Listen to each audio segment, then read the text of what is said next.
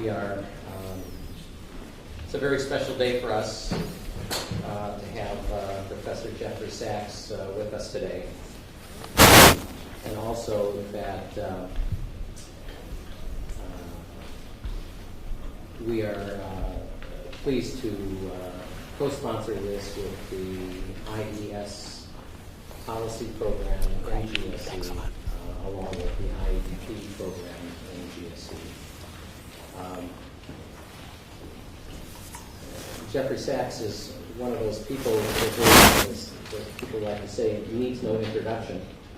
On the other hand, I had fun Googling him and found so much that one could say, interesting things that one could say. I cannot resist providing some introduction.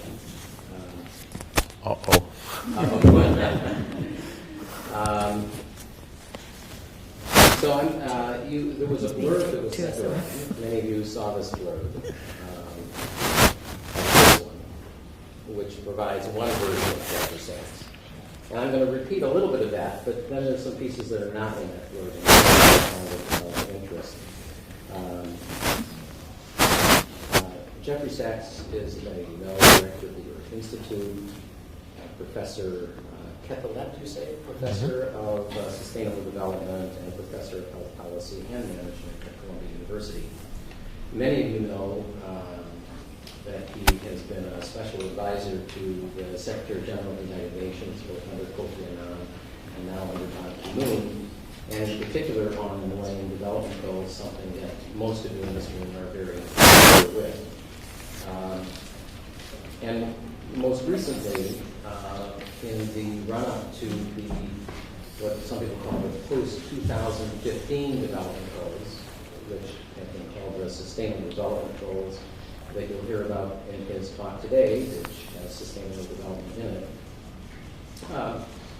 Many of you will know that he has been one of the leaders in promoting the idea that we can have goals for development and we can rally around them, and that will make a difference. And I'm one of the people who have admired how much of a difference individuals and leaders can make. And so for that, I'm especially pleased to have Jeff as a colleague and friend and have him here with us today. As most of you know, he is a leading expert on economic development and the fight against poverty, which, of course, is the subject of a book that was a bestseller back in 2005 called The End of Poverty, which was followed up by a couple of other books, Commonwealth, The Economics for a Crowded Planet, and The Price of Civilization, 2011. Some of you may know that he also wrote a book on JFK called To Move the World, JFK's Quest for Peace.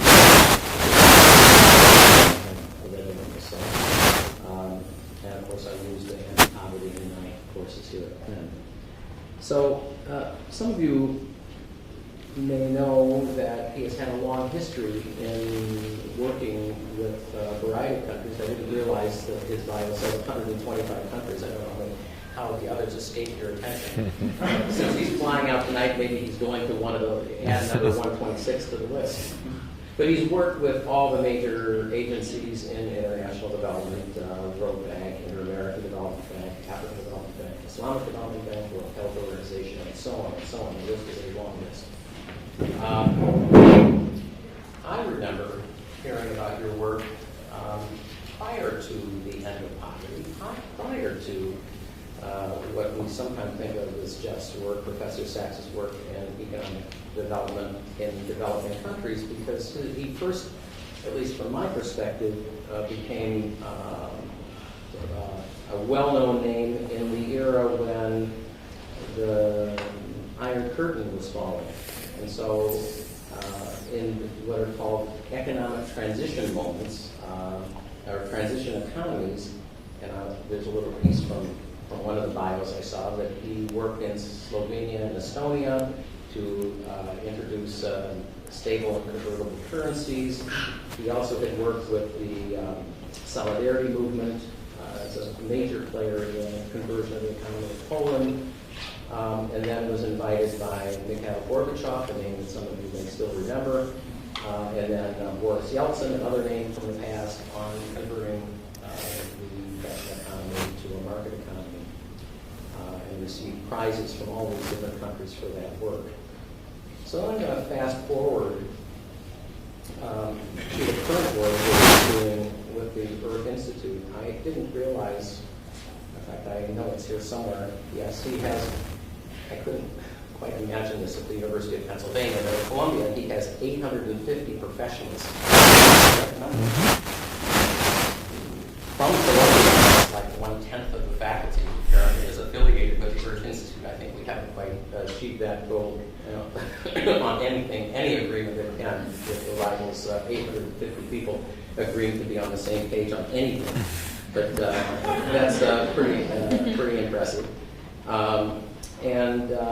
As part of this, he has created programs on sustainable development, including both a doctoral program and a master's program, that has as its core an interest in the Millennium Development Goals. And some of you who were in the IEDP will know that we were partly inspired by the work that Professor Sachs has done at Columbia to create our own program here 4 years ago, 5 years ago here at Penn.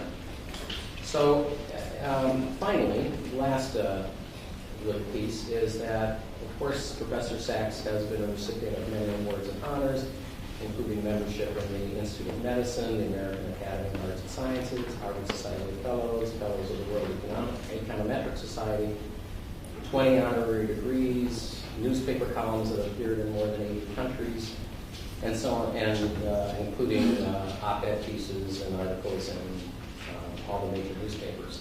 So this is a person who I would say is a public intellectual. He's also a person who is very sincere in trying to make a difference in this world, the kind of thing that I know many of you in this room are also committed to doing. So it's a particular pleasure to have Jeffrey Sachs here today, and also, as we agreed before his presentation, that he's going to talk on education, which is not always what he gets a chance to talk about. And I told him that that was one of the reasons why we got him into a relatively small room. I'm sorry that some of you have to stand, but our goal here was that we have a more of an intimate conversation. He will speak for 40, 45 minutes, and we'll open up the conversation again shortly before 2. So let us welcome Jeffrey Sachs.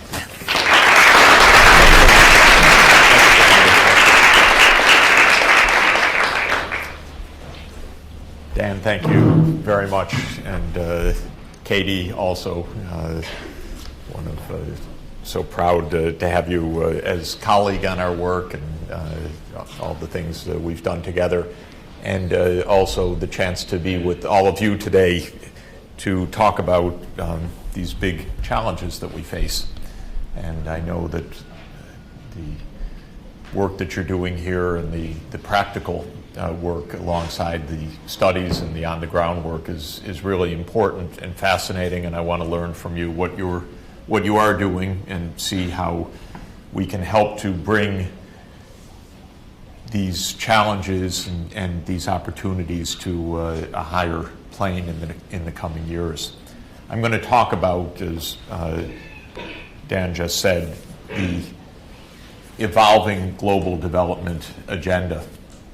We're in a process of transitioning from the 14 years now that the Millennium Development Goals have been in operation, and they have one more year, to what is now being negotiated as a next phase of global international effort, presumably and presumptively called the Sustainable Development Goals for the period 2016 to 2030. And my view is that education will be really one of the preeminent topics, challenges, and opportunities during that period. In a way, by the way, that public health has been during the Millennium Development Goal era. Public health achieved a number of breakthroughs in the last 14 years. The MDGs have really helped give prominence to some of the big public health challenges like malaria control or AIDS control. Things that wouldn't have happened but for the global goals are now happening. And my feeling is that education, which is a big topic and a big range of activities, as you know better than I, is poised for a real breakthrough in the coming years. There is a growing understanding that first, without major scaling up of both quantity and quality of education, we're not going to make it on almost any other objective. And there's a feeling also, I think, that is still incipient, but really could be developed, that major breakthroughs are feasible to improve access to quality education, to develop skills more effectively, that there are new tools, new approaches, and that these ought to be a centerpiece. Many things that are being talked about now and many things that you're involved in, and one key example is early childhood development, was not on the agenda at the time that the Millennium Development Goals were first discussed. It wasn't on the global diplomatic agenda, let's say. It may have been in the education agenda, but not in the diplomatic agenda. So it didn't play any prominent role for many, many years in thinking about fighting poverty or achieving good education outcomes. Now there is a very widespread sense. Indeed, early childhood development became a centerpiece of the New York City mayoral elections this past fall. It's been the flag and the emblem of Mayor de Blasio, universal pre-K education. That's very unusual for New York to put that as number one. President Obama is talking about this. It all suggests that there's a move, or at least a potential breakthrough in some of the topics. And I'm going to suggest, from my perspective, why this is so important and why we need these tools. So first, what is sustainable development? That term really is going to take center stage in the coming years. In a way, from a legal point of view, it's been an important concept of international cooperation for 22 years since the Rio Earth Summit, because it was at the Rio Earth Summit that sustainable development was put into critical treaties on climate change and on biodiversity and on fighting the spread of deserts. Sustainable development was the phrase that was used. And of course, in 1992, the treaty parties were picking up from a famous commission in 1987 headed by Dr. Gru Harlem Brundtland, the Brundtland Commission, which was the one that used the phrase sustainable development in a major public way for the first time. The term has changed its meaning over this period since 1987. But it has, of course, the same underlying features, but there's a different emphasis now that I regard as a better way to frame the issue. In 1987, Dr. Brundtland and her commissioners talked about sustainable development in an intergenerational context. The famous definition from the Brundtland Commission is that sustainable development means meeting the needs of the current generation in a way that will allow future generations to meet their needs. And that's a reasonable kind of approach to this issue because it emphasizes challenges like environmental degradation and the risks that that will pose to the future. But it wasn't a very operational concept. What do you mean by needs exactly? How do you know whether the future can or cannot meet its needs? So over time, there's been a somewhat subtle, gradual change that culminated in a new idea about sustainable development, I would say very smartly put, at the 20th anniversary of the Rio Earth Summit, which also took place in Rio in June 2012. And there, the final document of that meeting, which is called The Future We Want, defines sustainable development not intergenerationally, but intersectorally, if I can put it that way, as saying that Sustainable development means meeting economic, social, and environmental objectives. It means a holistic approach to society that integrates economic, social, and environmental considerations. And sometimes it's stated logically that it's those three dimensions all underpinned by good governance. So I think that that's a good workable definition of what sustainable development means, which is integrating these different spheres of interest, economic development mainly being about growth of incomes in low-income countries, ending poverty, social development meaning the health of communities, the levels of trust, social capital, cooperation, social support, and environmental sustainability, meaning largely the continued decent functioning of ecosystems, the protection of biodiversity, the avoidance of disastrous climate change, though I find it very hard this spring to talk about global warming in New York or Philadelphia. And just as a footnote, you know, and it actually is true, it's not just a slogan, that this miserable weather we're having might actually also be a sign of human-induced climate change, because for the whole damn winter, if you'll excuse me, the jet stream has swung very far south of us in what are called Rossby waves. This is just a footnote that I've learned from my weather colleagues, but we have these Rossby waves which circle the planet, and the theory is that human-induced climate change makes these waves have higher amplitude and slower east to west motion. They become lazier, and we've had what is also called this polar vortex, which basically means that the jet stream, which is part of this Rossby wave, has dipped down over the east coast very far, so we're just living with Arctic weather all spring, which ain't fun, by the way. And in other parts of the world where the wave reaches very high up, it's absolutely record-breaking hot. So the planet as a whole, though you wouldn't know it from the Northeast, this was the fourth warmest first 3 months of the year in record history, but for us, been kind of miserable weather. Okay, enough of that. Anyway, I'm just reflecting on the rainy, cold day and wondering what happened to April.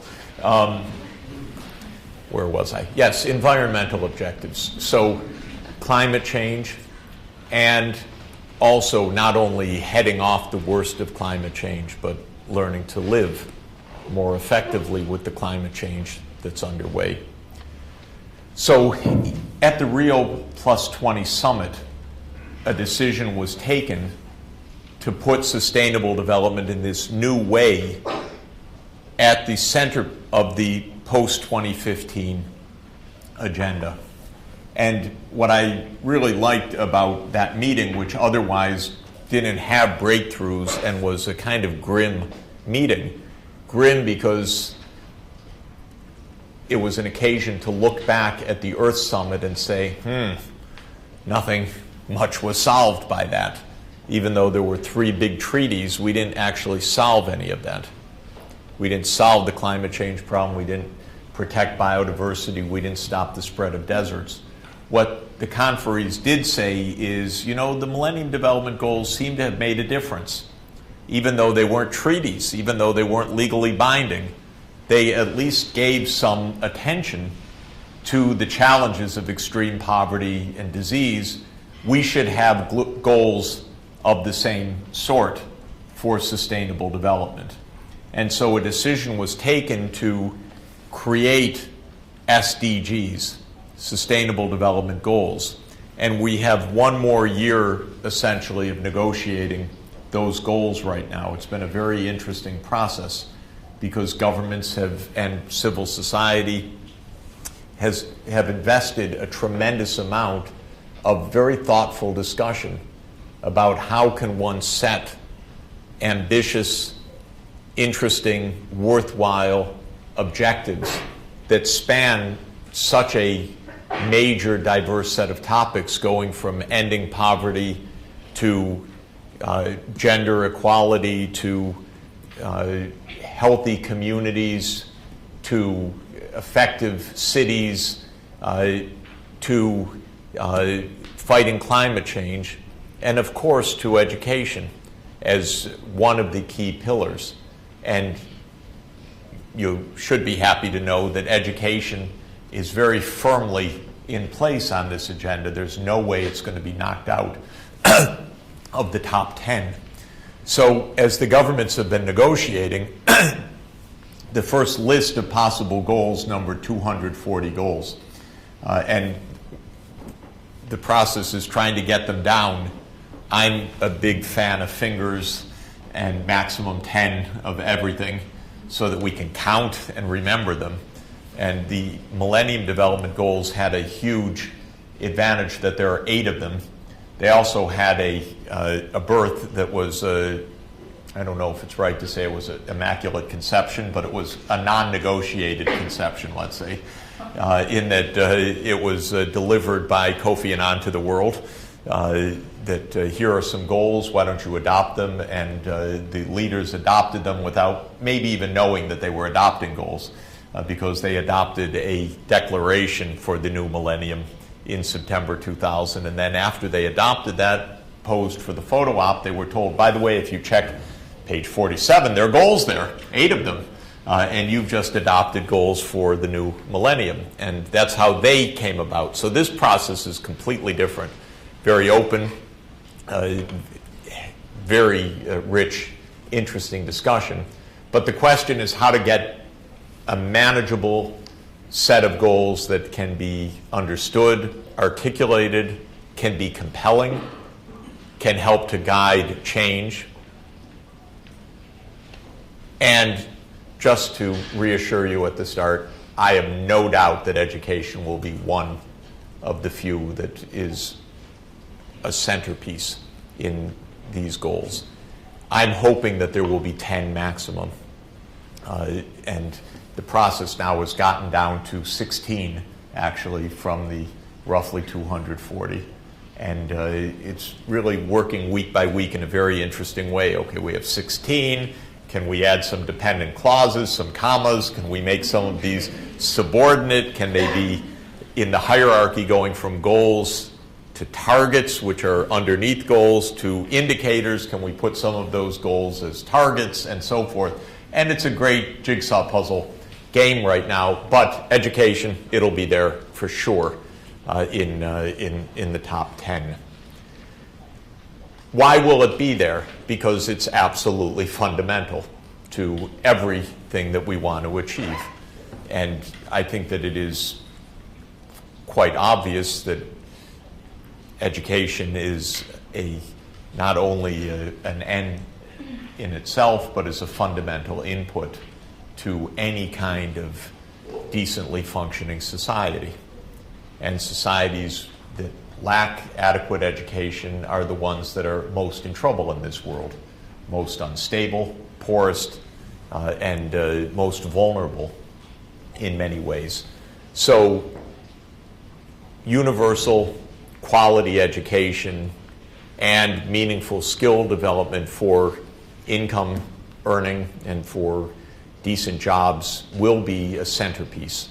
And this is crucial for at least 4 major features of sustainable development. One is ending extreme poverty. It is certainly at the individual level the most important single step, together with health, if we group them as human capital, which I think is a reasonable thing to say. It's the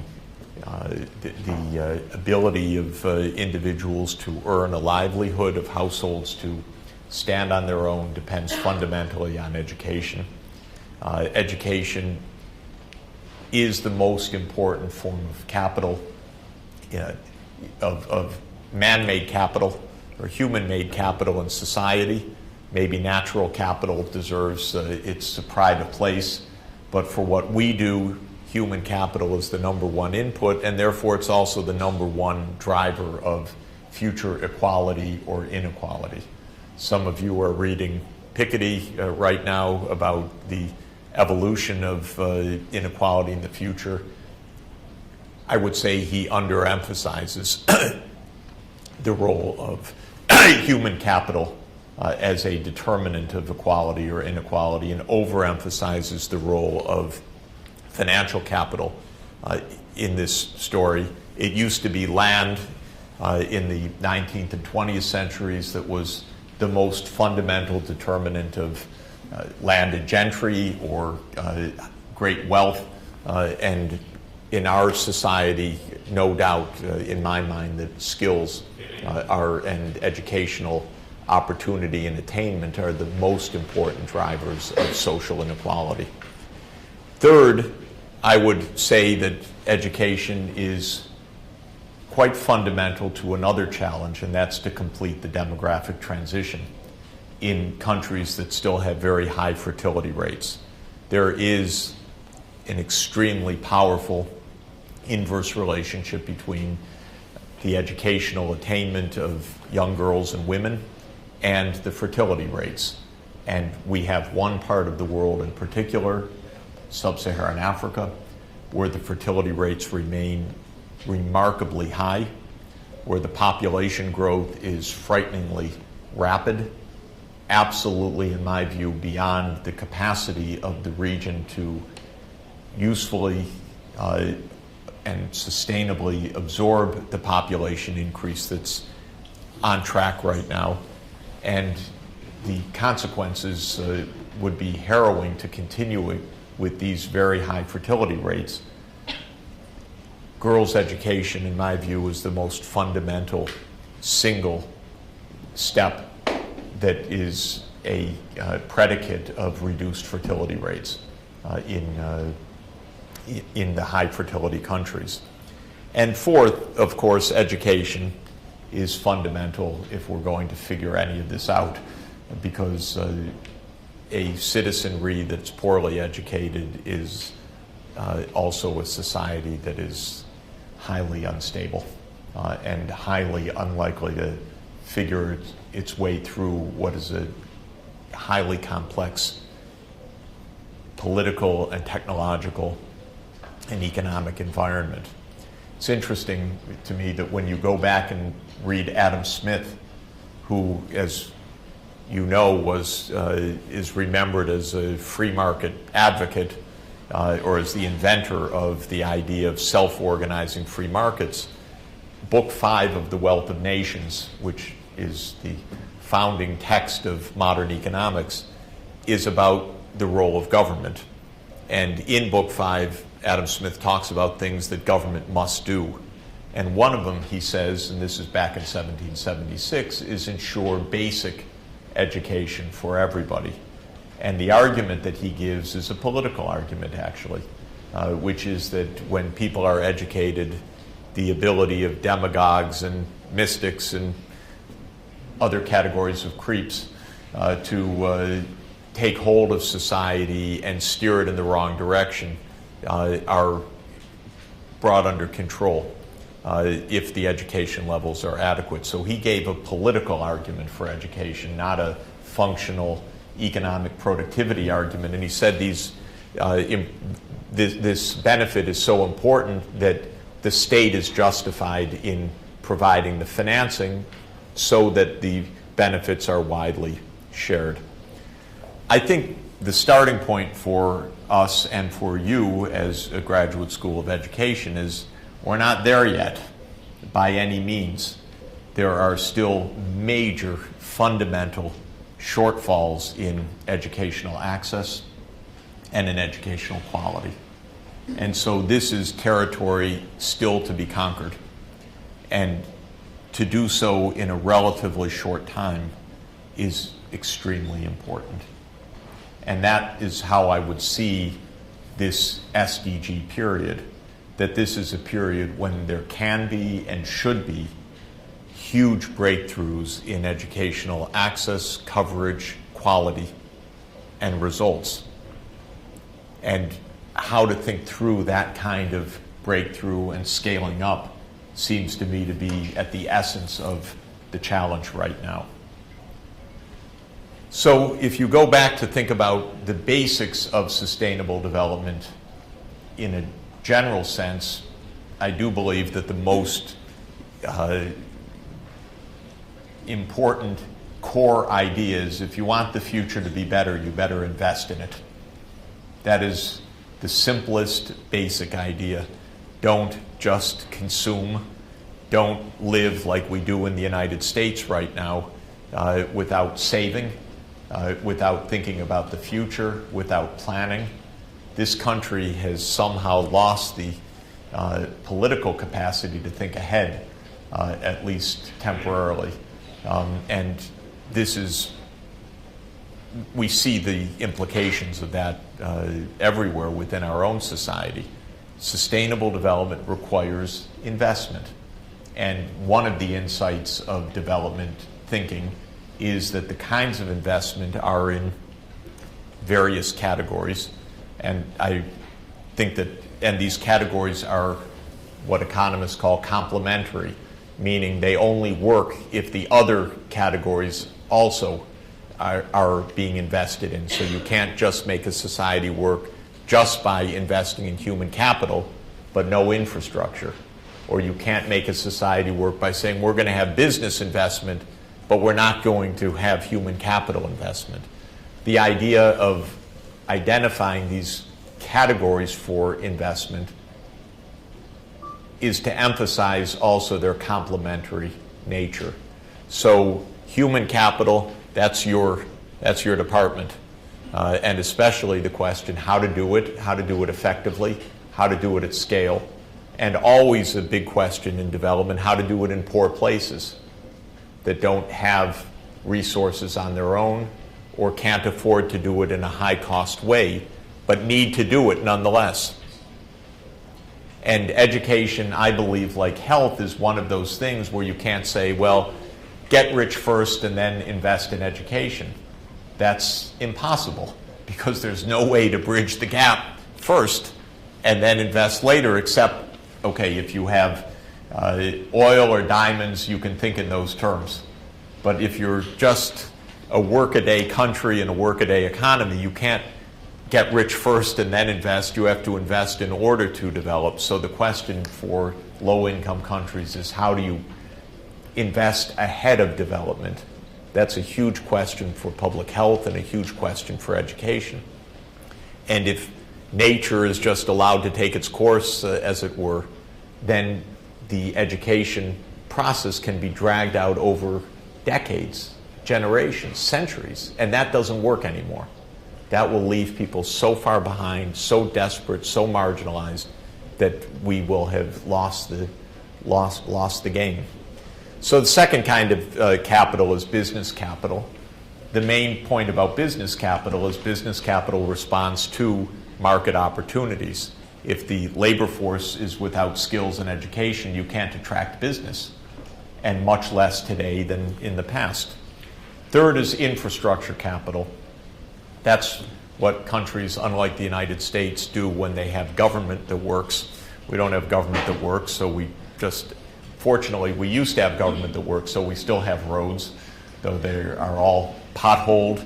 We have bridges, not all of them fall down, and so forth. But we're waiting to see. We're kind of testing this infrastructure from the 1930s, 40s, 50s, 60s to see how long it can last, because we're not investing in new infrastructure right now.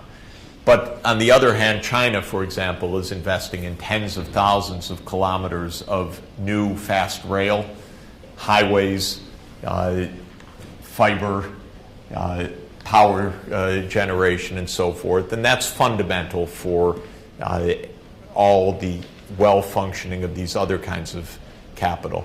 Social capital really means it is a kind of capital, meaning that it's an asset that raises the productivity of a society. Social capital basically means the ability to function as a society with trust, with peace, with understanding, and so forth, and with some moral values. And if a society gives up the shared morality or can't find it, lacks trust, has pervasive corruption, then that absolutely weakens the benefits of all of these other kinds of capital. This is definitely an area where the United States has suffered a lot in the last 30 years. Every measure of social capital in the U.S., as Professor Putnam has been correctly arguing for now for 20 years, is on a decline. Our trust levels are down, our divisions are higher, our faith in government is almost as low as our interest rates now. The approval rating of Congress, I think, is not significantly different from zero. There's, okay, 8% approve of Congress, but I think they answered the question wrong, or something. So I'm not sure that anybody really approves of the political process right now. So social capital is really diminished. And natural capital is something we didn't worry too much about throughout a lot of human history because we were small as a species, we weren't very productive. We could chop down trees or fish, but we couldn't actually ruin the whole planet Earth. Now we're rather productive. We're able to scoop up lots of tons of fish at a time. We're able to chop down whole rainforests and replace them with palm oil plantations. We're able to hunt down scarce species. And, miracle of miracles, we're actually able to even change the planet's climate, which is quite an accomplishment, actually. Of course, a potentially devastating accomplishment. But if you were given a homework assignment in 1800, change the weather, it would seem, of course, insane. And we're actually changing the weather. And so this is not good, but it is a testament to how large and productive our economies have become, but with these massive side effects now that we have not been able to get under control. So we need to put education into that context. And I'll focus just for a few minutes on the poorest of the poor, though the challenge of education is everywhere. And it's not only in rural Africa, where I'm going to focus for a few minutes. It's, of course, New York City or Philadelphia or any place in the world for that matter. How to achieve useful, quality, life-sustaining, morality-building, knowledge-building education is a huge problem, one that evolves, of course, over time. The idea of the poverty trap is that if you're stuck at a very low level of poverty, you can't make the investments you need to get out of poverty. So you can diagnose the problem, but you can't necessarily solve it on your own. And poverty does two things that make this problem difficult. One is that it means there's no public budget or private saving available domestically in a poor country, though there is ample international saving. So if you're creditworthy, you can borrow despite being poor, but most poor countries are not creditworthy in order to be able to do that. The second thing poverty tends to do is to conduce high fertility rates, and through a lot of channels. But poor places have high fertility, populations grow rapidly, and that exacerbates the poverty problem in many, many ways. The most notable ways are large families are less able to invest per child, and rapidly growing populations force governments to have to build a lot of infrastructure just to keep up with population, not even to get ahead of it. So the poverty trap is the basic problem shown here. High poverty, low investment, high fertility, both causing a next generation of high poverty. And the question is how you break that trap. So let me now turn to this question specifically in sub-Saharan Africa, where I've been working and thinking about this intensively for the last 15 years. If you look at what's called the head count poverty rate in the world, the share of households living below the famous $1.25 per day that the World Bank counts, you can see there are two big pockets of high extreme poverty. One is tropical Africa, and the other is South Asia. And I'm going to focus on tropical Africa because the poverty rates in Africa are even higher. They're roughly, probably at this point, about 45% of the population of sub-Saharan Africa. There's a time lag in the data, so we don't really know, but it's very extreme.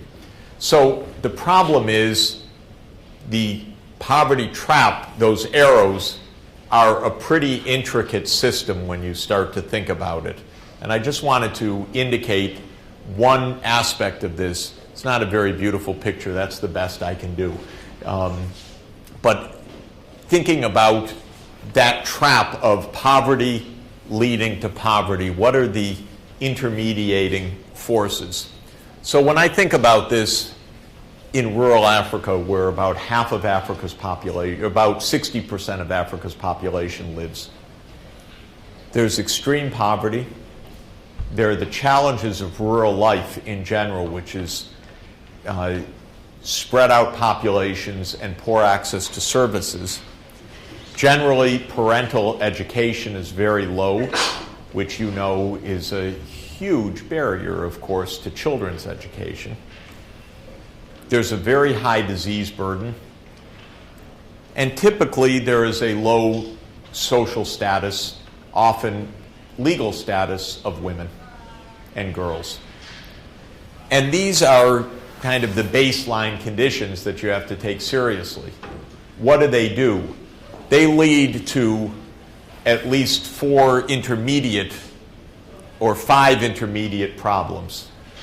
One is the schools are very under-resourced because governments pay for their schools out of their budgets. Budgets of poor countries are low, period.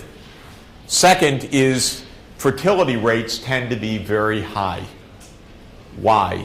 Well, everything we know about fertility choice says that fertility choice depends on education of the parents. It depends on health conditions of the children. It depends on access to contraception and family planning. It depends on status of women. And all of those work against low fertility in this context. Parental investments in children are, of course, necessarily low. We're working in an environment where parents are illiterate, or where there are many children, the mother's working very hard in physical labor in the fields, collecting fuel wood, collecting water. Kids may never see a book their whole childhood. And the ability of parents to help their kids is very, very low in terms of formal education. Health is very bad. Kids are chronically infected with worms. They're chronically infected with malaria. They have many other disease risks, repeated bouts of diarrhea, low bioavailability of dietary nutrients. The food is inadequate in its nutrient intake, lots of anemia, lots of micronutrient deficiencies, vitamin A, vitamin D, iodine, iron, and so forth. And generally, girls do not receive even the low levels of investment that their sibling brothers do. And so there's an underinvestment systematically in girls. And the implications of that are obvious and stark. Children achieve very little education, both in access and in quality. They maybe end up, after a few years of school, functionally innumerate and illiterate. Girls marry young, maybe at age 14 or 15 in many, many places, and start having children almost immediately. Population growth is therefore remaining very rapid. And all of these then just feed back into that poverty trap. recreating for the next generation the problems. That's a policy challenge. What do you do in a circumstance like that? That seems pretty daunting. In general, the answer is think clearly about the arrows and think about the points of intervention and come up with a business plan. That's the basic point always in this kind of policy analysis. What can you do? How can you define it? What are the points of intervention? Who should do it? How can it be organized? What technologies to use? In general, there will be a huge gap between today's reality and that plan you come up with. And so the next challenge will be how to climb that mountain. But you can't climb the mountain if you can't see the mountain, if it's lost in the fog. You don't know where to go, so you have to plan the course first. This is, at least in my experience, crucial. You have to look at this mess and say, that's not hard. Here's what we can do. And here's how it can be done. And as Professor Wagner said, I recently wrote a book about President Kennedy, and one of the reasons I did is that he inspired me as a young child, and that has stayed with me throughout my life. But one of the ways is he was a great proponent of goal setting and achieving goals. And of course, one of the famous goals that he set for America was putting a man on the moon and bringing him back safely to Earth within the decade of the 1960s, which was accomplished, though of course President Kennedy didn't live to see it. But he made a statement that I really like about goal setting. In a famous speech of his in 1963, he said, "By defining our goal more clearly, by making it seem more manageable and less remote, we help all people to see it, to draw hope from it, and to move irresistibly toward it." So define the goal clearly. Make it seem manageable. And then you bring people into that. So let me quickly say, take that morass, what do you do about it? Well, okay, this is your department. What do you do about the schools?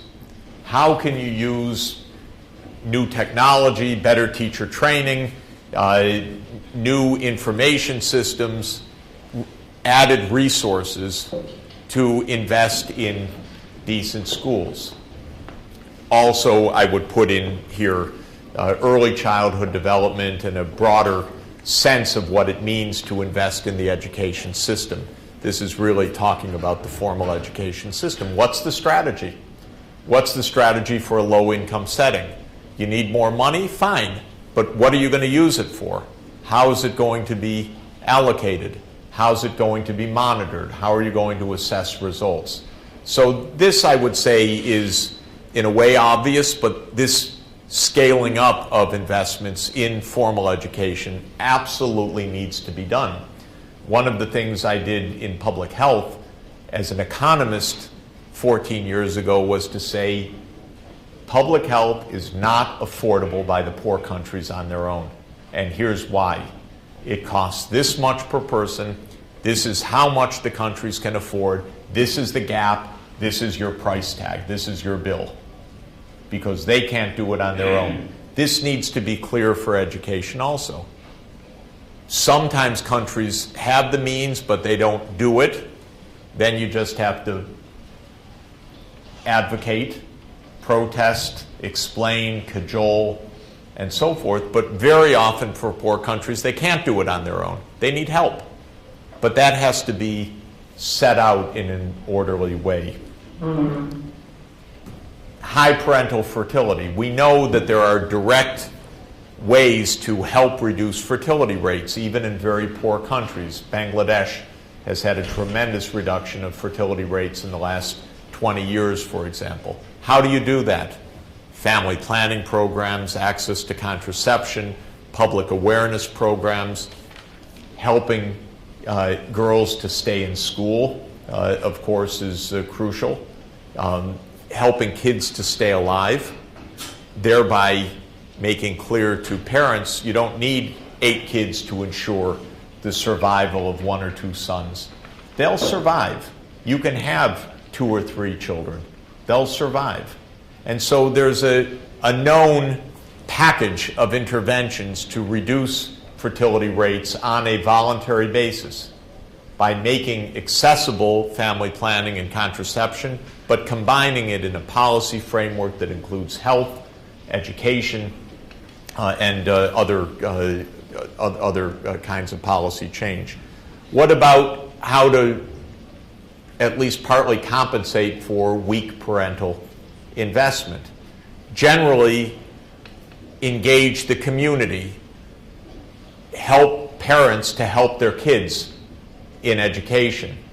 We're working a lot in the Millennium Villages project now with community education workers from the community that are working with each household to try to encourage the parents, make sure your children are in school. This is why it's important. How can we help? What are the barriers? What are the problems? They don't have a shirt to wear. They can't do this. They're sick. Okay, we'll find solutions. And so empowering parents to help their children get an education is more than just having the school there, of course. You know this better than I do. Adult literacy can be a big help. And so there are many things that one should do directly at that level. Children's health is, of course, a huge barrier to effective learning. And there have been important improvements. And now there's much more systematic understanding than there was even 15 years ago. Why healthy birth, early childhood nutrition, malaria control, deworming systematically, and so forth are all important aspects for learning. And finally, improving the cultural environment from the point of view of girls and women. This also can be done. And Rwanda is a notable example right now where there really has been a tremendous empowerment of women, and Parliament is about half women at this point, the highest women's representation in the world, according to recent data. And that's a conscious effort, a post-genocide, and a conscious strategy of President Kagame. And I believe that it is playing a very positive and important role. So when it comes to these solutions, the urgency for Africa is the greatest in the world. And when you think about the African challenge and Africa's problems in all of those starting conditions, basically it could hardly be worse. The colonial era really, really was nasty. Really nasty. And by the time the colonial powers left, they had left an entire continent of people without education.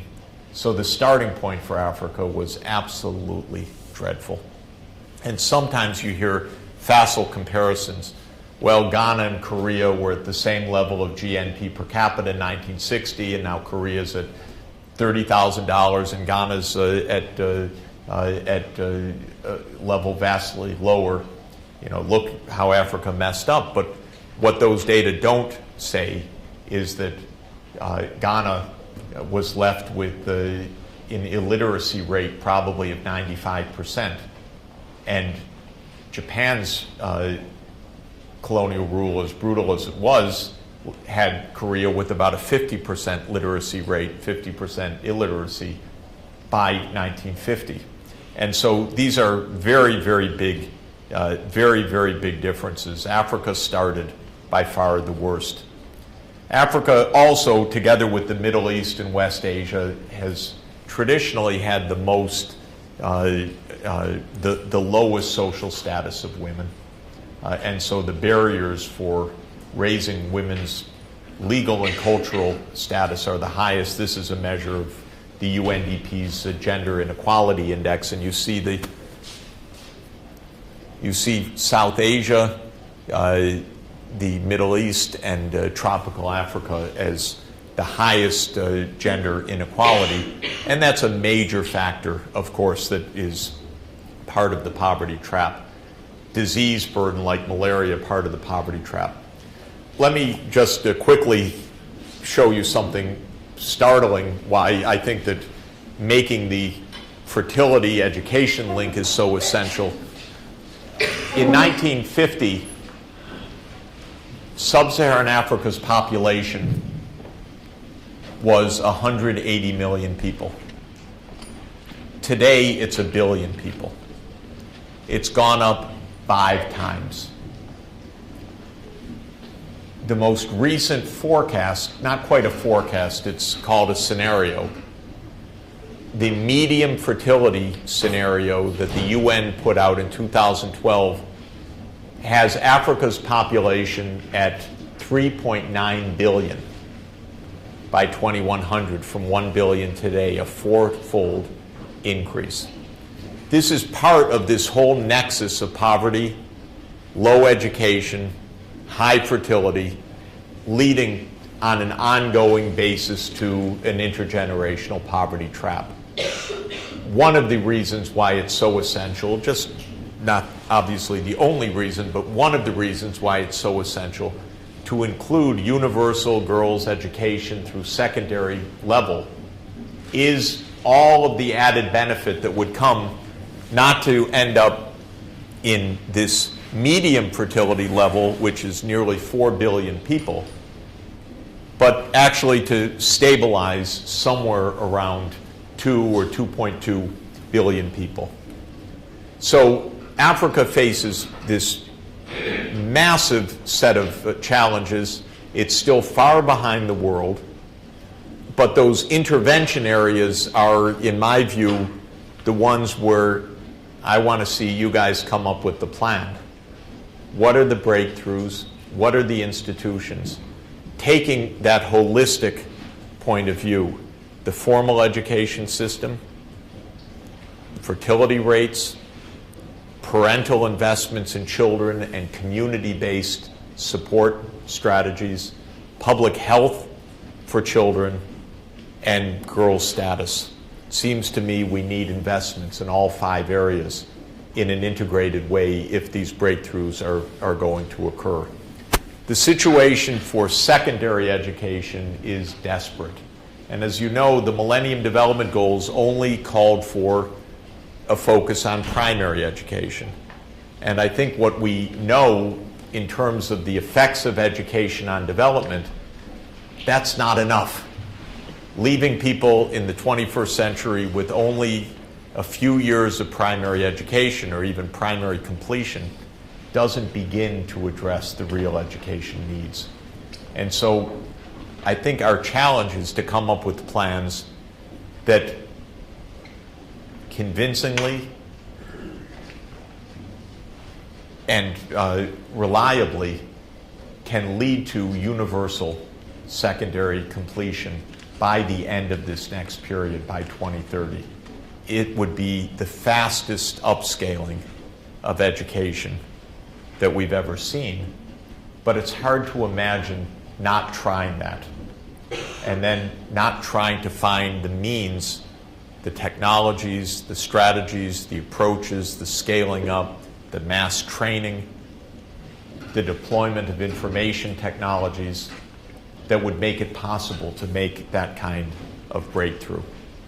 So very quickly, I just want to talk about a couple of other quick aspects of sustainable development. This is not Hollywood Squares. It's riots around the world in the last couple of years. I've been to a lot of these. I thought for a while they were just rioting because I had arrived. But I came to understand it wasn't just me. Maybe I was arriving because there was a crisis and they were protesting because there was a crisis. And the fact of the matter is there's a lot of youth unhappiness and youth unemployment and high social inequality all over the world. So I wanted to add in the middle income and the high income realities to our picture. I remain, by the way, in a debate that is now somewhat scattered. I think there was even a New York Times post about it yesterday or today. There's a question or a statement that education is no longer the right ticket to success in our society. I think the article was about the highly educated barista, that, okay, we'll have college educated people, but they won't find jobs. First, I thought the article's wrong, basically, because my prediction is there won't be baristas anymore, actually. That job will go, because I'm pretty sure we'll walk into Starbucks and voice recognition technology will say, Siri will say, may I take your order? And you'll say, I would like a venti, skimmed, whatever, frappuccino, and then you'll step to a counter and some automated server will provide the drink, and they will have taken your iris scan anyway on your account, and you'll walk out with your drink, and there won't be anybody in the shop. That's my prediction for 10 years from now. I think we're actually pretty close to that. It may not be fun, but it is. It's not going to be highly educated baristas. What I do believe, though, quite seriously, is that we don't have a backup strategy. People without skills in our society are going to have an extraordinarily difficult time finding employment and making their way. And the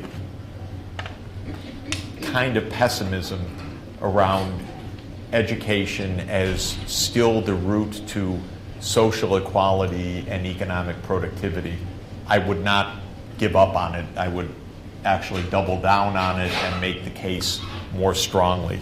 The evidence is actually quite strong, as you know, that the skill gaps in terms of income earnings have increased, not decreased. There's no evidence yet that that higher education has somehow peaked, or there's too many educated people, or that the returns are are not present. And so my view of this social inequality is that, of course, societies have many issues of broader organization of taxes, fiscal policy, long-term strategy, but that education remains the key investment that we need to make in our own societies as well. And I'll just end by stating the obvious about American society. We have become more and more tracked in terms of the likelihood of children being able to make it through our own labyrinth of education. The chance that a child born in a poor household in the United States makes it through a 4-year bachelor's degree is shockingly low. It still is probably around 15% maximum. And so we are tracking our own society more and more. This is a picture that looked at a graduating class a high school class in 1988 and asked where were the kids as of 2000. And the kids in the lowest quartile, only 7% of them made it to a 4-year degree by the year 2000. The kids in the highest quartile, half of them made it through a 4-year degree, and another 9% made it to an advanced degree by the year 2000. So our society is also coming apart at the seams in income and wealth inequality, and education, in my view, is still the great divide and the great mediator of those divisions. And the U.S., ironically, has become the least socially mobile of all the high-income countries. This is a well-known graph from the OECD looking at the correlation of parental education and children's education. And so a high correlation means that you're likely to look like your parents. If they have low educational attainment, the child is likely to as well. And lo and behold, the highest correlation of all is the United States. So all I wanted to say on that last part is that while I focused on education in low-income settings, which I regard as the most urgent of all challenges. The education challenge in all parts of the world remains very high. The social implications of equitable, quality education, in my opinion, remain central for the health of every society. And I do look to the Graduate School of Education to provide the answers. Thanks a lot.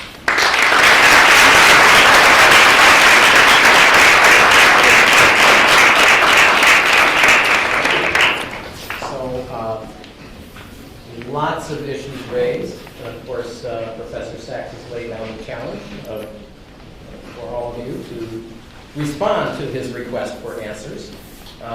If you wish to provide some of these answers, you're most welcome. I think one of the things that, while some people have to go to class, let's let them go, but I think one of the things that you ended on, Jeff, was the fact that when we talk about global issues and development, we're also talking about ourselves.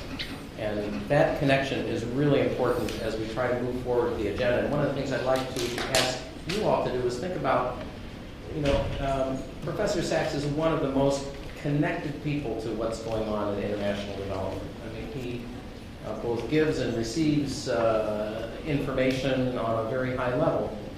What kinds of questions would we have or ideas would we have to convey back to the Secretary General of the United Nations?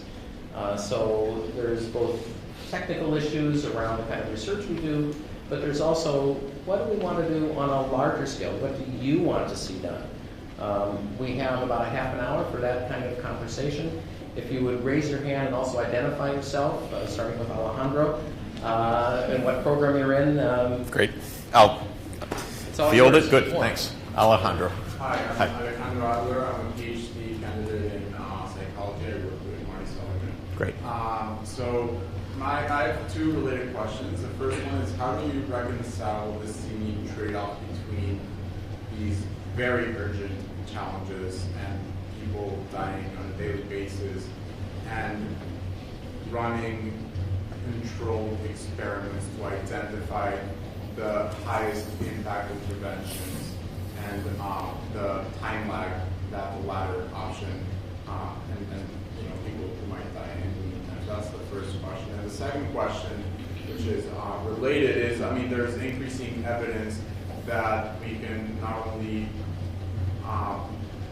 eliminate the disabling conditions of the human condition, but also leverage assets to enhance well-being, and that they're not mutually exclusive. So is that playing a role in education and beyond the sustainable development? Sorry, that we can leverage assets in society to foster teach the skills of well-being. Great.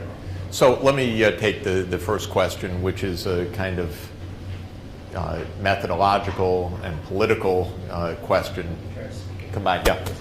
Right. Methodological and political question that has been very much on my mind, and also that I've been criticized for at times, and so I've thought a lot about this. And that is, what do you do? What do you test? How do you test? How do you act in these challenges? And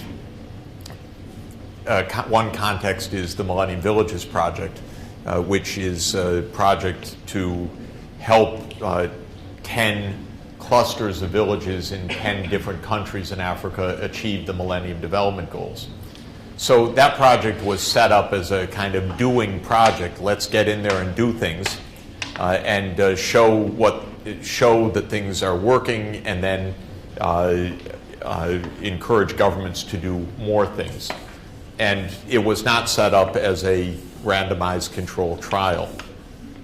Whenever you are actually doing something, you have to ask yourself, what do you know, and what is the balance? What's the balance of interests in your particular activity? What's the best way to learn, and what's the best way to demonstrate? So in the Millennium Villages Project, we were not introducing any new medicines or new technologies individually that needed verification of a sort that you would with a new medicine. In fact, you wouldn't even be able to do a project like that if it were a clinical trial of a therapeutic or a curative medicine or something like that.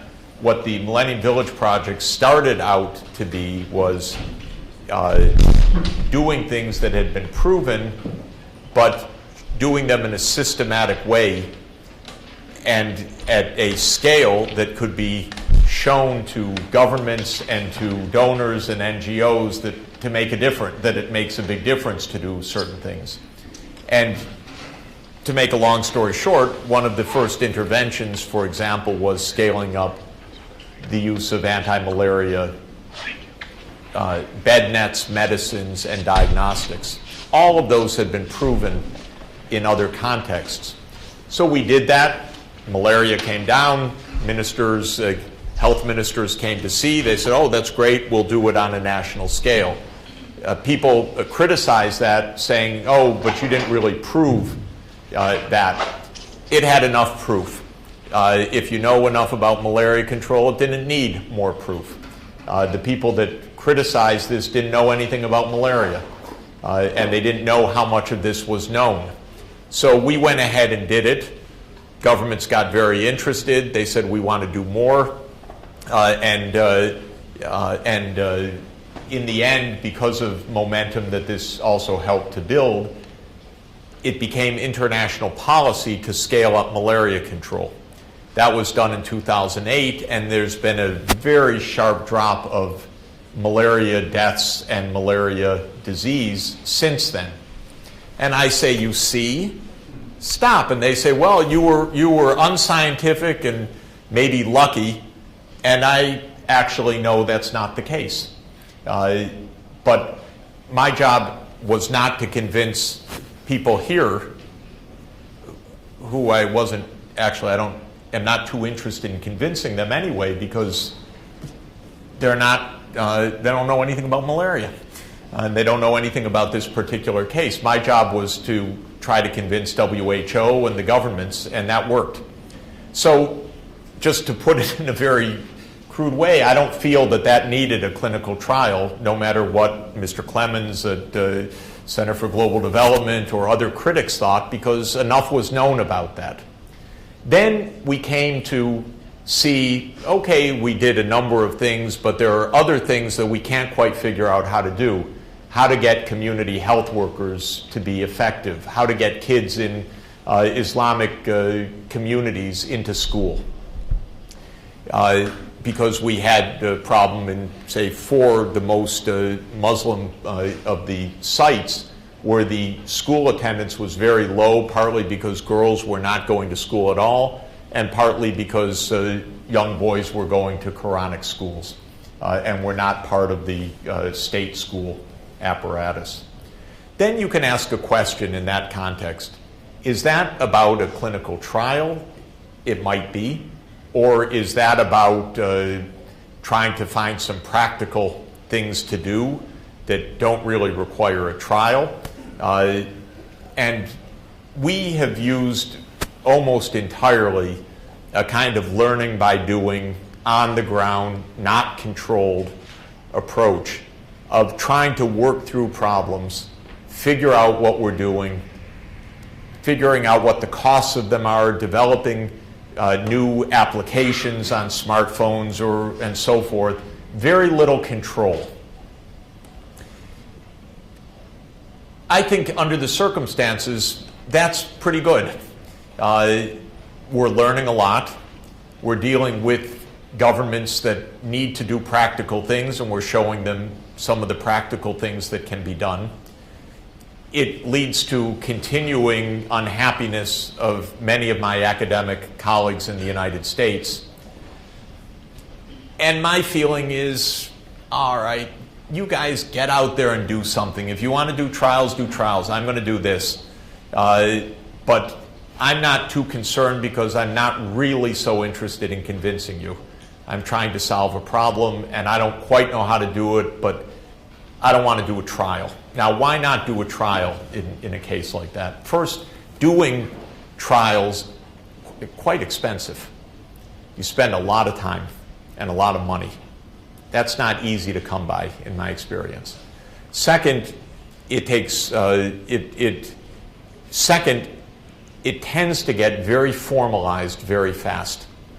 So, in principle, you could say it's actually even hard to understand exactly what is wanted in this. But when you're working not with individual households, but with community systems, it's very hard to randomize community systems on a large scale. So even the statistical meaning of this is quite dubious in my view.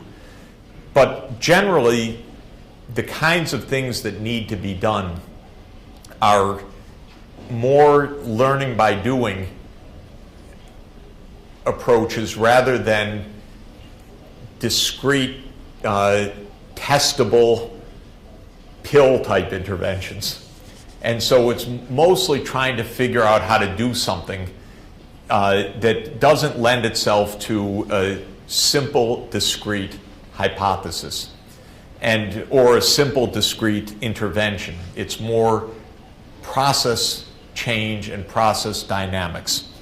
And so we're constantly figuring out how to do things better. Oh, we should have measured this.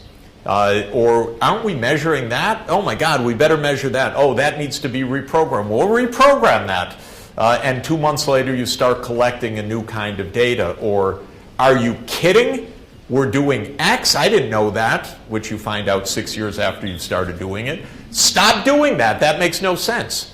And so it's a wonderful learning process, but not so wisely formalized into this versus this versus this. And I feel that what's called external validity of this approach is going to be a lot higher than what is considered to be proper randomized procedures. One of my most brilliant colleagues at Harvard, Michael Kramer, just fantastic person. I'm now going to diss him. But I want it understood that it's not on general principles, because he's a fantastic economist and fantastic person. He did a randomized trial on whether textbooks matter for school. Okay, first of all. Come on. We've got better things to do than that, honestly. But second, he did the whole thing, and it turned out they didn't matter very much. And then they looked and they found out, oh, they were in English. They should have been in local language. Huh? You couldn't find that out in a week? You had to do that for a year or 2 years and find that out? Why didn't you ask? You had to do a randomized trial, do the whole thing, and then find out the language was wrong for the book? Come on. So this, I think, is part of the situation. So you can see I'm not overwhelmed by the technical mantras of our current methodological approaches. I want to find the most effective way to solve problems. And that sometimes can be clinical trials, but very often not. And even the docs that do clinical trials are having profound doubts about them. Because what they're noticing, for example, many times when you do, I'll just mention one other thing methodologically. In all of this, it doesn't even make sense to talk about double blind. It's impossible. It's meaningless. So you can't even do things that are supposed to be part of the full randomization routine. But what's happening in medical clinical trials, which often cost hundreds of millions of dollars, is you do the whole thing and then you come up with your one F test or your one statistic, and it turns out to be negative, and you throw the whole thing out, and the doctors say, but I know that a quarter of my patients were responding for sure. So it was just wrong to think that we should stop here. We should have been adjusting, or we should have changed the dose, or we should have just taken that subgroup. But in the protocol, it's so formalized, you're not allowed to learn during the process. And so I think all of this methodological issue is really important and not right the way we state it right now. And I'm going to take one more if I might, because just to add on this topic. Okay, so because I wanted to write about this and I haven't had time to write about this yet. Malaria. I love malaria. Control, not the disease. And so back in 2000, I asked a couple great malariologists, what do you do? And they explained to me how you control the disease. And that's what I've lived on for 12 years.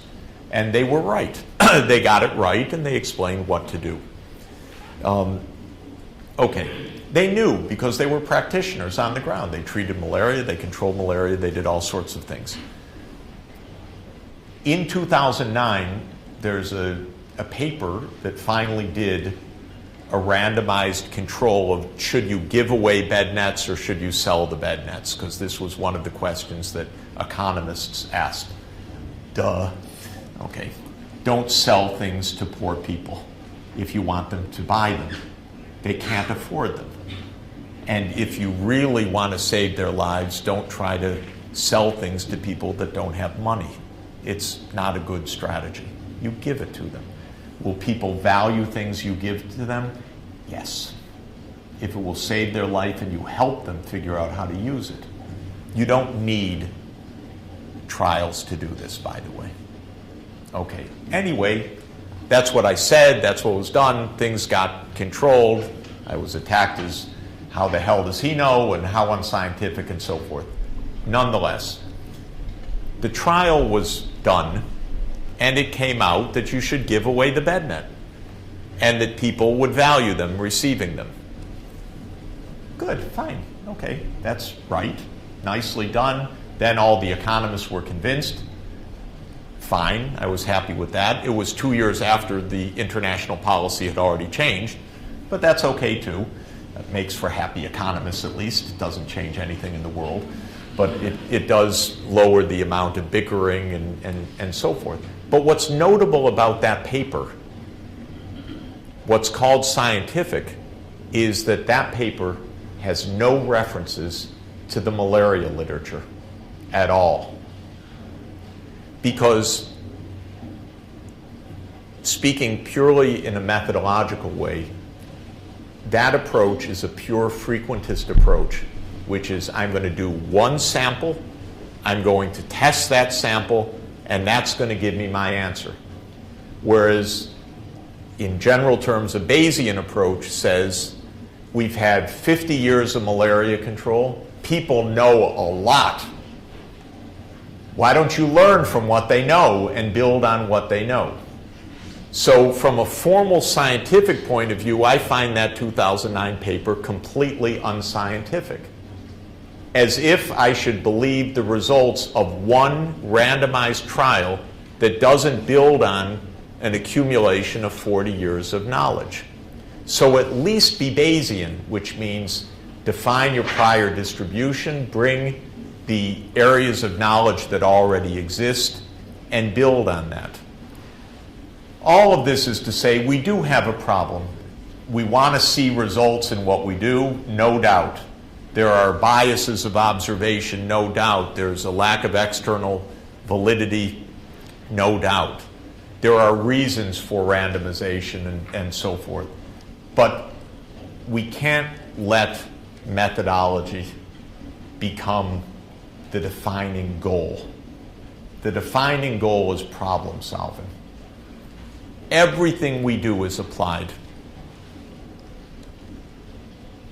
I don't believe we're scientists in a certain sense. I know all of these statements that I make come back to haunt me for the next 20 years. We are not studying the functioning of natural systems that are unchanged. We are trying to design things to make life better off. That's quite different from studying a cell that's going to be the same whether the scientist pokes at it or not at looking at a particular pathway. We're trying to figure out what can work to change the situation. And my view is it's a kind of engineering, and it's a kind of directed, purposeful, goal-based change. And the methodologies that you use in that context are quite different from natural systems investigations. And so there's a lot behind that in my feeling about this, but it's the answer to the question. It's you need pragmatism so that the methodology is appropriate to what you know and what you're trying to do. And that leads to a diversity of methods. And having said everything I just said, if I were offered the chance to test a new malaria medicine, I would do it in a randomized clinical trial, because I would never take a pill and say, let's scale this up before it's been proved. That's a different kind of problem, a different kind of knowledge, a different kind of challenge, and therefore you use the best tool you have for that particular challenge. Well, that was quite a response.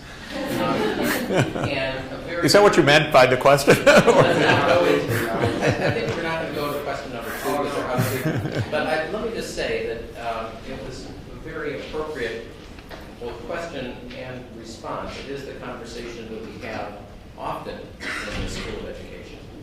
The room, I think, if I can say this, there's a very strong sense of mixed methods, but also uncertainty about which methods to apply. Yeah. And it partly depends on, if I might say, the doctoral students are more pushed into the scientific side, and the master's students are more pushed into the applied implementation side. And there is a tension in that, and I think your story is an important one because, of course, it's made the news. Many of us are aware of it. And it's very interesting to hear how you come out on this. Some of us who talk about these issues in the School of Education wonder, how can we talk about experimental methods? Education is not a pill, after all. And this is sort of a common phrase. But of course, we also have a strong group that does experimental methods and randomized control trials in the school. So we deal with this. Anyway, I'm going to try to open it up to more questions. I see a gentleman over here. Could you say who you are and what your program is? I'm a third-year PhD student in the School of Medicine, Cellular Biology. School of Medicine. Yeah, great. So you can imagine that one of the things that keeps people or countries in poverty is a lack of economic hope for the future. So this is kind of a chicken and the egg kind of question. Is it more important, at least initially, to build an economic framework within the country where people can then pursue education to find a place to go, or is it the education that should be made first? Great. So generally, with a complex system like an economy or a society, you're not limited to one kind of intervention. And it is right to think about the whole system and to think about the whole system needs for an approach. And with economic development,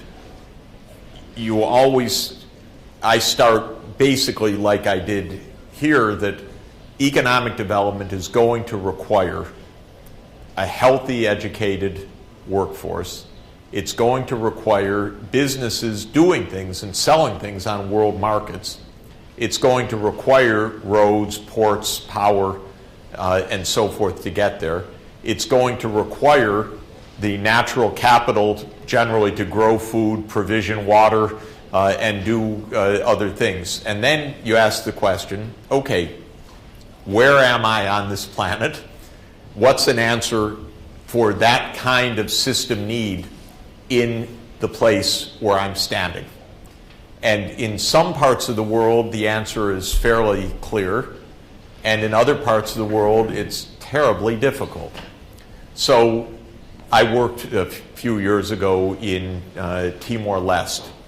Timor-Leste is half of an island that was a Portuguese colonial possession for centuries, and then when the Portuguese rule ended in 1975, Indonesia invaded and took over, and then the Timor-Lesteans fought for their independence and achieved it about a dozen years ago. It was an impoverished part of this island of Timor. The western part belongs to Indonesia, the eastern part, because of the history that was Portuguese, now is an independent country. What should they do? They're impoverished, but lo and behold, they have struck it rich with oil and gas. So rich that the per capita amounts of oil and gas that they have will provide an incredible lift of living standards for at least a generation and probably 2 or 3 generations. And so then the strategy is, in my opinion, as I recommended to them, fairly straightforward. You want to take the oil and the gas under the ground, and you want to sell it and use it to build a health system, education system, infrastructure, and find more gas and oil, or diversify your economy over time. But you have the economic pump is already there. It's that resource base which actually puts an annual income several times higher than all the non-oil income of the country. So it's giving a big lift.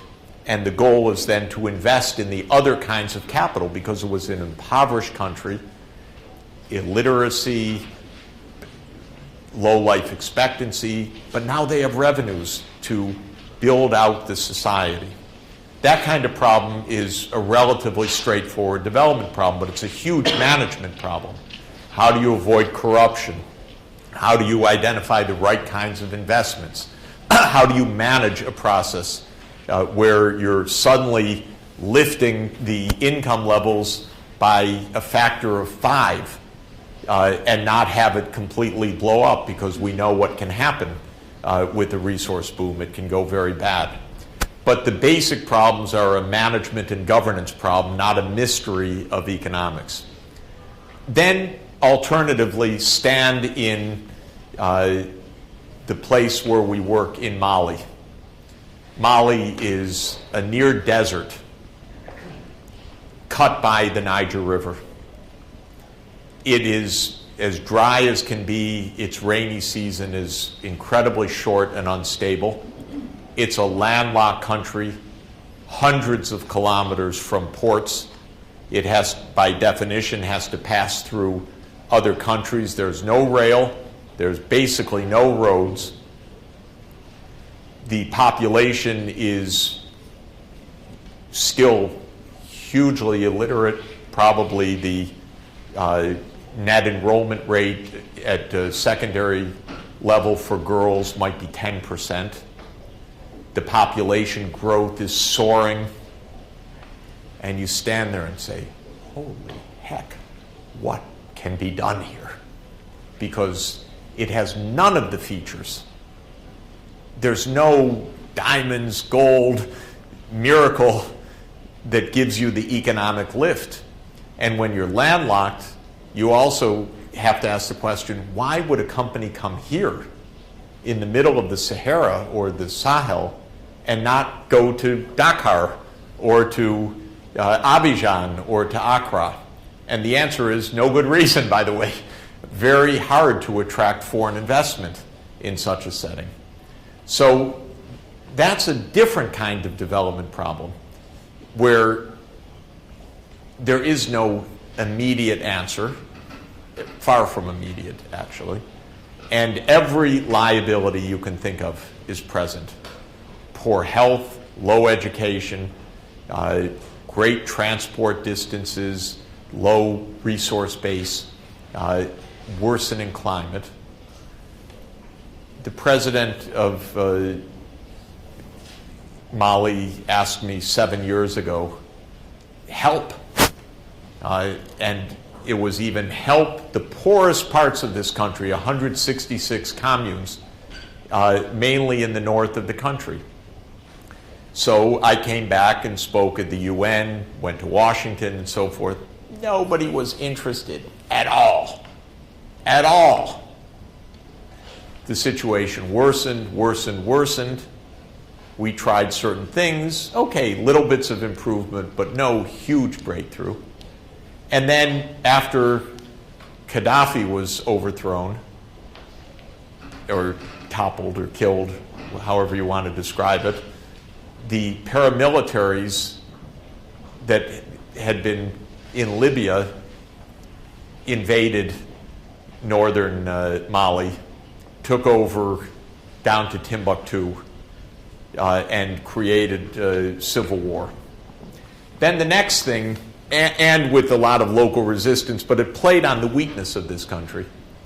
Then the next meeting about Mali had 50 foreign ministers. They're all pledging, we love Mali, we're going to help this, we're going to give billions, and so forth.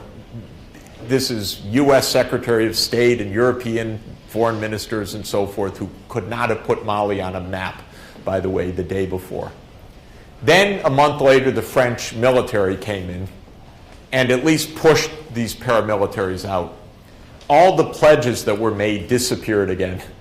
So nobody cares at all, except if Al-Qaeda in the Maghreb begins to operate there or whatever. You know, in other words, part of the problem is the world doesn't care at all about these places, that there are people there. The U.S. and Europe only care about what those places can do to us. So let me jump in with So this is the reality that is tough, that some places you can't figure out a great strategy. Other places it comes naturally. And I just want to end with one thing. In Mali, people should still stay alive, be enabled to stay alive, and they should be enabled to get an education, minimum. They should be able to grow enough food for their sustenance. And if the local resources don't make that possible, we should make that possible. And it wouldn't hurt also to bring down a fertility rate of 7, because in addition to all the problems I just said, the population is soaring, which makes everything much harder for the future. The population's doubling every generation right now, roughly. So we're building mammoth problems if we just let things, I mean, they're already there, but they become bigger and bigger over time. So that's the sense in which I believe you need to bring in external resources at a minimum to address these problems. It's foolhardy not to. Who here saw Captain Phillips, by the way?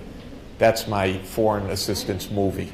Okay, so the reason is that Captain Phillips shows American thinking at its finest, which is that in the end, there's a little dinghy in the Indian Ocean off of Somalia, and you bring in $1 trillion vessel, 50 helicopter attack ships, the world's air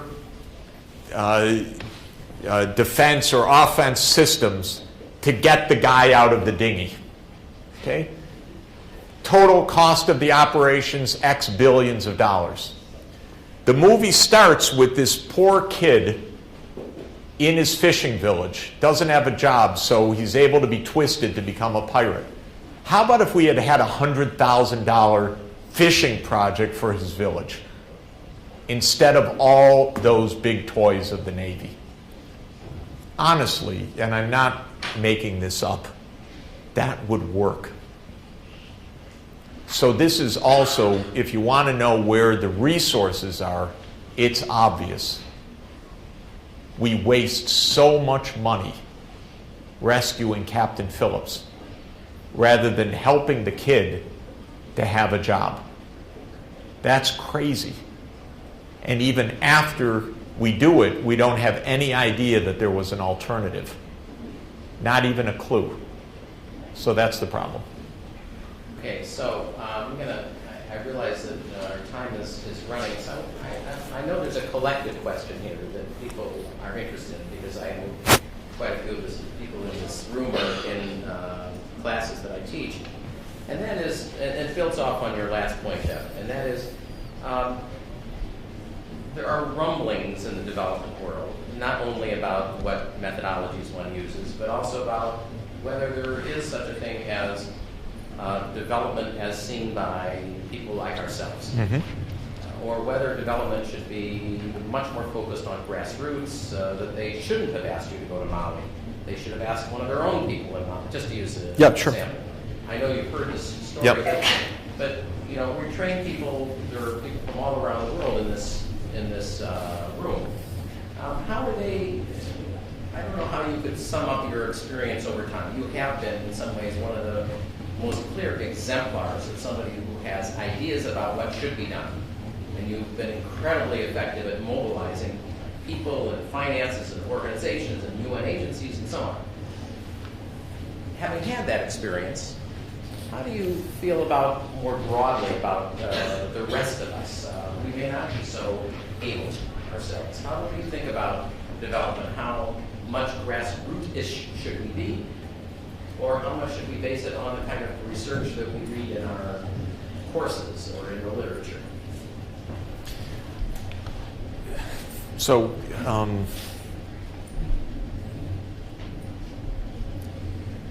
I have a particular point of view about how the world economy works, which is a starting point for me, which is that an economy is a system.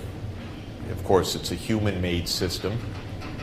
It's a technology-based system, and now it operates at a global scale. So my own view is that while I like people a lot, and I like them, and I want people to be happy in their communities, and I respect the incredible cultural diversity, I do not believe that the answers of development are found within the communities by and large. I don't believe it. I believe that the answers are found in the cell phone that people use, or in the malaria medicine that they're able to now have to stay alive, or in the antiretroviral medicine that they have, or in the supply chain that they're able to be part of to earn an income. So I believe that the idea, which is a nice one, of all of this should be grassroots, small scale, locally made, I find contrary to the world that I've seen. It has almost nothing to do with how development has actually happened almost anywhere in the world. China's development has been radically export-led growth for the last 35 years. That export-led growth has been part of a global system. Almost all of China's exports end up here in Walmart or some other place as part of a system, not as local, indigenous, small-scale development. And that is how development has been since the Industrial Revolution started, and how it has increasingly become. I don't believe any community should have culturally appropriate local standards on which IP protocol is going to connect their internet. There's an international internet standard. I don't understand it. Maybe somebody here can explain it to me. But in any event, it's a global network. And again, not to be overly harsh or sound silly about this, I'm really happy when I fly into an airport, which I do all the time, that it is not a local, culturally sensitive standard of air traffic control. Honestly. And one of the miracles of this world is you can fly in any place in the world, and you have an overwhelming chance of landing safely. And that's true if you're flying into South Sudan, into Timbuktu, into any of the places I'm talking about. Not because of local specificity, but because of global standards. And so I'm not talking about running roughshod on people. I don't want to be misunderstood. I really am not, because it doesn't work. It's a stupid idea. I am a deep critic of American foreign policy in general for trying that over and over again. What we actually do in the development work we do on the ground is completely on the ground. But it's not trying to pretend that the answer is just there, and people who tell me don't go there, I find ridiculous. Don't go there because don't bring artemisinin, don't bring a polio vaccine, don't bring the Hep B vaccine, don't bring, what does it mean? All development in the last 200 years, which is the only time we've had development, has come from using technologies, 99% of which are invented outside any place. So it's applying systems. It's using what we have, the knowledge that we have, effectively. You sometimes hear, culturally sensitive practices. I'm not against it per se, but I'm against a mother rubbing dirt into the umbilical cord of her child. I'm against it. I'm against the witch doctor trying to make the spirits disappear from the HIV-infected individual.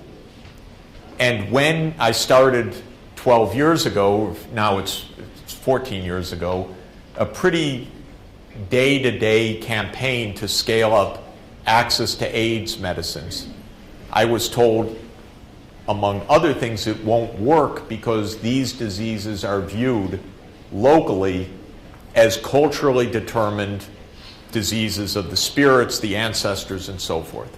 You know what? It's true if there are no doctors and no medicines around. Go into a community where the witch doctor is treating the HIV-infected person. This doesn't exist anymore. This was 14 years ago. And bring in an antiretroviral and open a door to the clinic. Start treating people. Within a month, they're back to life.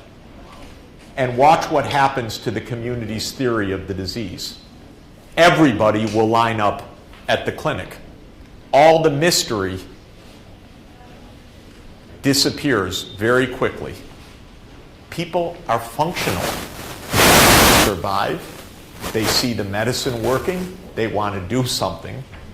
If you're operating in a demedicalized environment and you hear all sorts of anthropological theories, and then you medicalize what is a medical condition, it changes. Now, of course, culture matters, behavior matters, many things matter. But we shouldn't not use tools that we have that are highly effective and that either keep people alive or help in diet and so forth. And culturally specific practices can be devastatingly wrong. They are not adaptive necessarily. We have to think. We're working in a lot of places where the tradition of the mother is leave the baby, don't touch the baby for the first 24 hours. Or don't nurse the baby early on because of colostrum. Don't nurse a baby with colostrum. You say, okay, that's the culture. Well, it's also that children are dying in huge numbers. So, and then when you start the alternative practices, the change comes very, very fast. So this is an answer to this absurd argument don't have experts, don't do this, don't do that. Of course, don't be crazy, dumb, arrogant, insisting you can't. You're a guest anywhere you work in some other country anyway. You cannot have any effectiveness. And that's what the U.S. Army finds also. Just because you carry 60-pound backpacks and have rifles doesn't mean you get your way.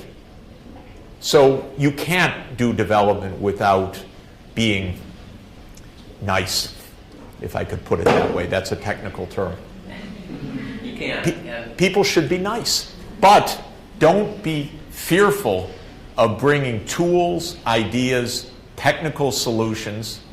Don't think that expertise is a bad thing in this world. This world is so complicated that every real system we operate with requires high expertise.